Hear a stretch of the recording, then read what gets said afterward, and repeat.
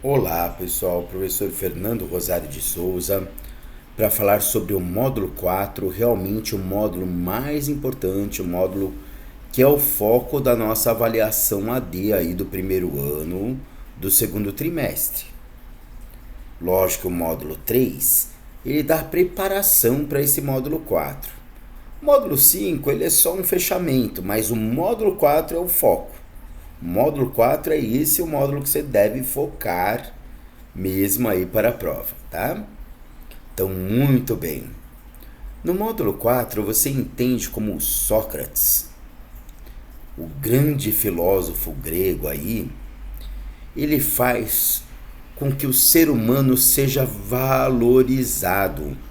Por quê? Na visão mítica, quem eram valorizados eram os deuses, os grandes personagens dos mitos. Já lá nos pré-socráticos, a grande valorização era dos elementos da natureza, os elementos que seriam a arqué, a substância que formava tudo que existe. Mas é o Sócrates que vai falar, olha, os deuses, eles até podem existir, mas eles estão lá no Olimpo. Olha, a natureza existe, mas sabe quem é importante? O ser humano que transforma essa natureza. Por isso que o título desse capítulo é a virada antropológica ou a virada antroposófica, né? A antroposofia, o ser humano realmente pegando-se como sujeito que transforma a natureza e que se relaciona com a natureza com sabedoria. Tá certo que muitas vezes não, né? Como diria o Harari no livro Sapiens, mas aqui a gente vai usar os argumentos do Sócrates. Então o contexto é esse. Quem é esperto sabe que existe uma tabelinha aí que vale a pena, a gente passou em aula, já deve ter muita gente bem atenta aí, eu acho que essa tabelinha é importante, hein? Então, a primeira grande fase de como o ser humano tenta se relacionar, tenta conhecer o mundo que o cerca, é a fase da cosmogonia. Cosmo, natureza, gono, gênese, né? Origem, a origem pela natureza. É a fase dos mitos, a explicação é mítica, a explicação é por meio de mitos, lendas, histórias. O grande pensador, o grande autor dessa época é Homero, com as obras Ilíada e Odisseia, né? Uma segunda fase aí da antiguidade grega é uma tentativa de explicar, a gente viu no capítulo anterior, por isso que eu falei que o módulo 3 dava base para esse capítulo, de explicar a realidade não mais pelos mitos. Lembra que eu falei? Ah, o navio afundou é porque Poseidon ficou nervoso? Eu não posso mais ter um prejuízo de toneladas de azeite no fundo do mar porque os deuses estão irritados. Eu precisaria de uma explicação racional com alguma previsibilidade. Eu começo a explicar com alguma estrutura da natureza e alguma previsibilidade. É a cosmologia, cosmo, natureza, logia, estudo da natureza. O Tales é um dos representantes, poderia ter pego Demócrito, poderia ter pego Pitágoras, mas o Tales é, então, aquele que diz que a água é a arqué. A água é a substância que forma tudo que existe. Então, na cosmologia, a segunda fase aí, de tentar compreender a natureza que cerca o ser humano, como são as explicações? As explicações são racionais, tá? São lógico-racionais. Aí vem uma terceira fase que a gente chama de antroposofia. Ou seja, elas são racionais, mas elas relacionam o ser humano com a natureza. Não é a natureza acima do ser humano, o ser humano acima da natureza, mas é a relação do ser humano com a natureza. preferencialmente de modo ético, tá? Então, Sócrates é um grande representante dessa fase, é o iniciador dessa fase. Ótimo. Neste mesmo contexto, a gente já falou no módulo anterior que o Sócrates, ele vai ter uns caras que ele vai arrumar uma boa inimizade aí. Os sofistas.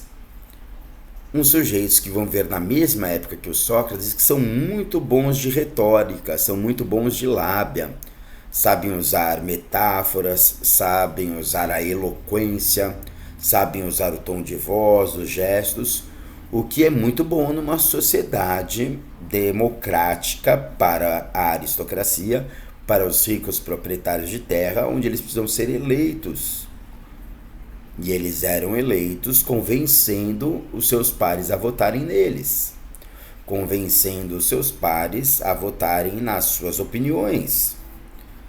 O Sócrates, que também fazia parte da elite, ele tinha um método filosófico chamado maiêutica, em que ele não respondia as perguntas com respostas, mas ele respondia às perguntas com outras perguntas, com provocações.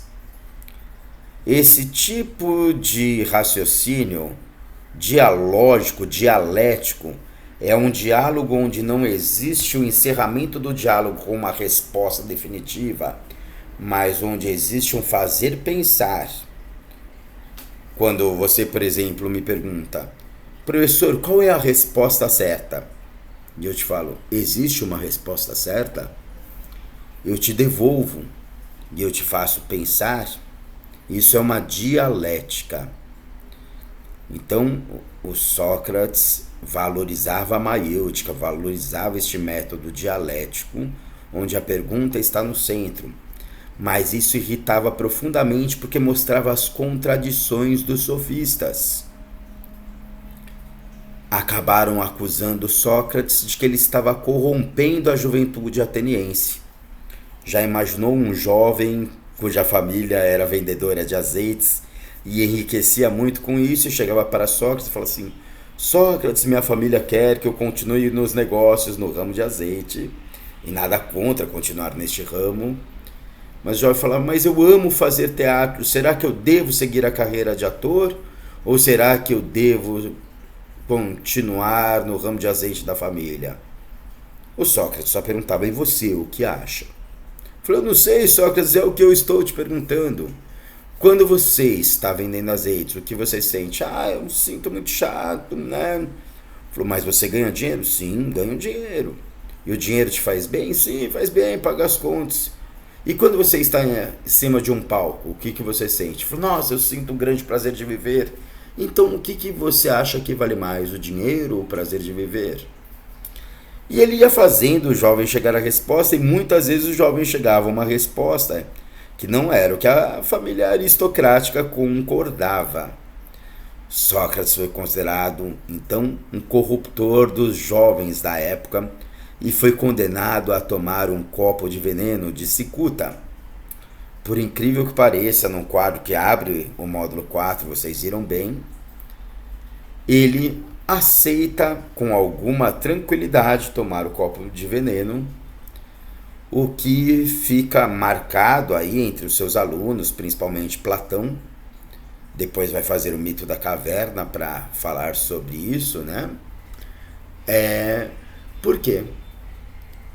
Porque ele defende tanto a democracia que, apesar dele discordar da decisão da maioria, lembrando que a maioria de proprietários de terra, homens não estrangeiros, mas era a democracia ali inicial de Atenas, ele falou: olha, eu discordo da decisão de vocês, mas eu concordo com a democracia. Assim sendo, o que a maioria decidiu, assim eu farei, ainda que a decisão seja a própria morte dele. Isso é defender a democracia até o fim. Bom, pessoal, espero que esse seja um bom resumo do módulo 4 e que ajude vocês a estudarem bastante para este tema. Até a próxima!